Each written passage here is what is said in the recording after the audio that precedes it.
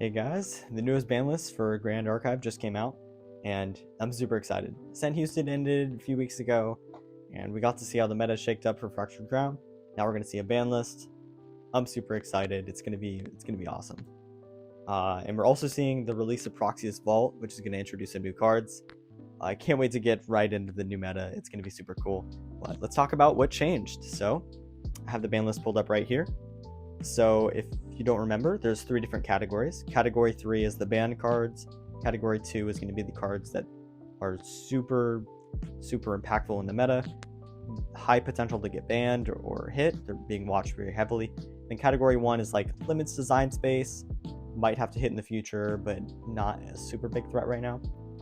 So the big thing we care about is category 3. These are the cards that are banned and we can't use. So for starters, 2 banned cards. We have Sword of Avarice and Reckless Conversion.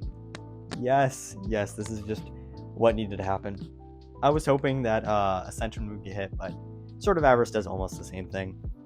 They talk about it, they give reasons for their hits, and I mean, it can't be said any better. Sword of Avarice just gives Crux decks like this insane card advantage. It's the linchpin of all of these Crux decks. It makes your opponent have these like feels bad experiences because they're just up so much card advantage. Like, it's just insane, and it makes a lot of sense as to why they hit them. And they also believe that between hitting Ascension and Avarice, they thought that hitting Ascension would hit Crux a little too hard compared to removing the Avarice. So I think that's interesting. I think Crux still would have had some tools if they hit Ascension instead of Avarice, but you know, hey, they're the devs, they know better. And they also say that they're going to have cards that will flicker like Zephyr in future cards releasing that will continue to flicker. So it's interesting. You know, it limits design space. Obviously, they need to get the card out of here. And then the reason for hitting Reckless Conversion, they talk about it. It's the explosive turn. It makes your opponent feel bad when they play it because it's just like there's so much time that goes into building this combo. You're almost always going to die, but you might not. I've had it happen once, but you're almost always dead. You have to wait for them to play it out. And they also felt that they couldn't hit Sword of Avarice in the Ascension engine without hitting Reckless Conversion, because both of these advanced elements, like the power levels of both of them were like similar enough. They thought that they couldn't hit one without hitting the other, so that's why they hit Reckless Conversion. I couldn't agree more. I think these cards are like super insane, and they definitely need to be hit. I'm definitely glad. I think it'll have a pretty decent shakeup to the meta. You know, the Wind Warrior decks that we saw come out of Houston, obviously they're not affected by this, but I think those were more meta calls for the expected meta being Fire Merlin or Fire Lorraine. So I do think that it's okay that they didn't necessarily hit the aggro decks. You can adapt and build around the aggro decks, whereas like an Ascension is really hard to play around, and like a Reckless Conversion, you can't really play around these. Well, aggro, there's lots of tools like Failing Breeze, you know, there's plenty of tools. Category 2, nothing was added. And Category 1, these are cards that don't consider problematic in the current environment, but unhealthy for future balance and design space. So 2 cards were added, being Displace and Crystal of Empowerment. So they talk about Crystal of Empowerment, and they say that like every deck is able to use it, aggro, mid-range, control, and they just kind of turn on abilities that they wanted to be played later in the game. They gave an example with Banner Knight, where aggro decks can play Banner Knight while they didn't really intend for that to be a thing. So I think it's interesting.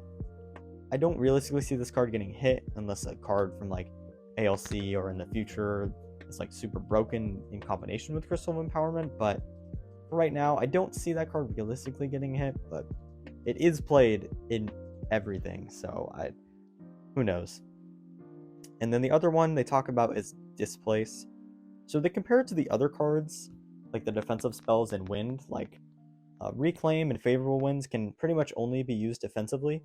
And then Zephyr, when you play Zephyr, you have to think about it a little bit more, because the target's coming back in the end phase, and it also comes in untapped, so sometimes you can use the tapped abilities of them, or there's a little bit more thinking that goes into it, because your opponent has more of a potential to plus on it, and it's harder for you to get more advantage off of it.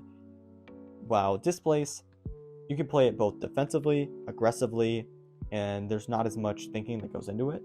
So those are the reasons that they gave for hitting it. Displace is extremely good. I really, really like that card. Again, I don't think it's realistically going to get hit in the future unless, we see generic cards not really keep up with Displace.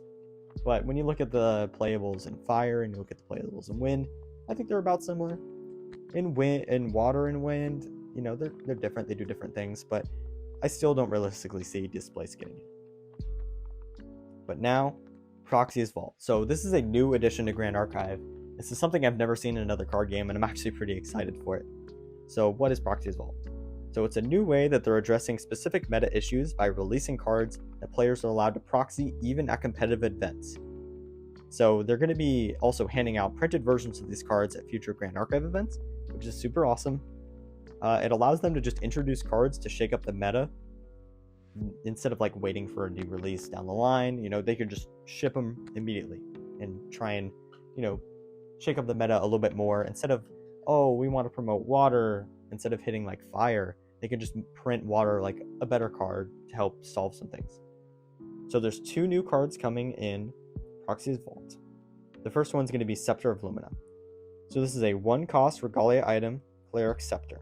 It's a water card too.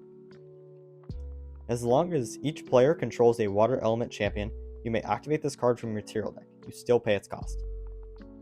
Whenever your champion levels up, deal 4 damage to target champion you don't control. And you can pay 5 reserve and banish the Scepter to draw 2 cards. So it's definitely a good card. I really like this card a lot.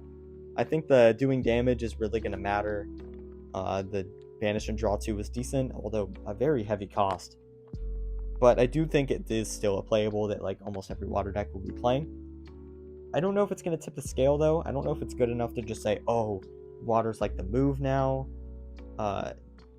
Played more than it previously would? Yes. Defining the meta? Probably not. So, we'll see. And the next card, I'm super excited for this. I love playing Sylvie. It's a new Terra card. So the next new card is called Stone Scale Band.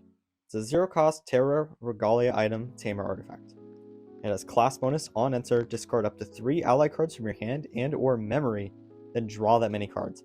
Super interesting that you can discard from memory. I think that's so cool. And then it also has, you can pay 1 reserve and tap it. Until the end of the turn, you may activate ally cards as though they had fast activation. Whoa, that's pretty crazy. Now, realistically, I don't know how impactful this card is going to be, but it is super cool. And it's any ally cards. Oh man, wait, that's actually crazy. You could just play a Dream Fairy on your opponent's turn. That's actually super crazy.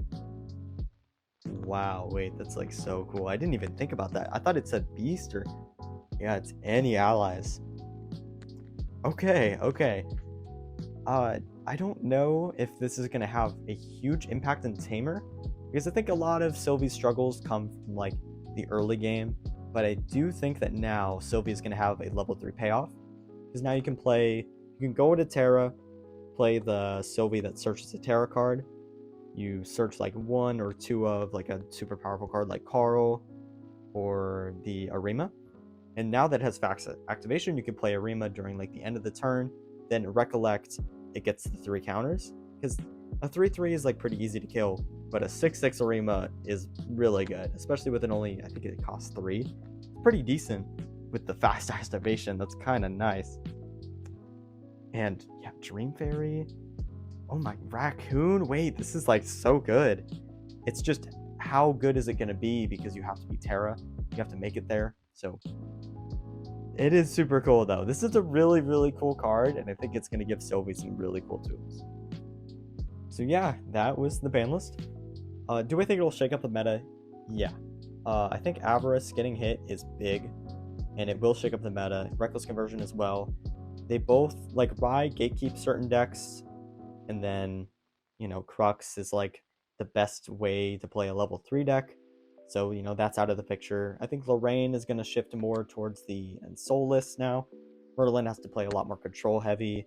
And then Rye has to respect your opponent now. They have to play past the turn 3 barrier. You know, they might see a lot more control aspects to Rye. I think it'll be super cool. So I think the aggressive decks that we're seeing from Ascent, like the ally decks or like the Lorraine level 2, I think they'll still definitely be around. They didn't really need to get hit because you can build around an aggressive deck and play like Veilings, Deflecting Edge, Resolute Stand, well as like Ascension and Reckless Conversion. Those were cards you can't really play around. You just had to like beat your opponent before they got there, or like withstand a 20 plus advantage swing. Like it's too crazy. Definitely think that those decks are going to be built around. The meta will evolve, and it'll be super cool. I'm actually really excited to test the new format, and I think it'll be a lot of fun. So yeah, stick around. By the way, there's lots of exciting stuff coming to the channel. Some pretty cool reveals, and hopefully, you know, I'll see you for that. And until next time, guys, see ya.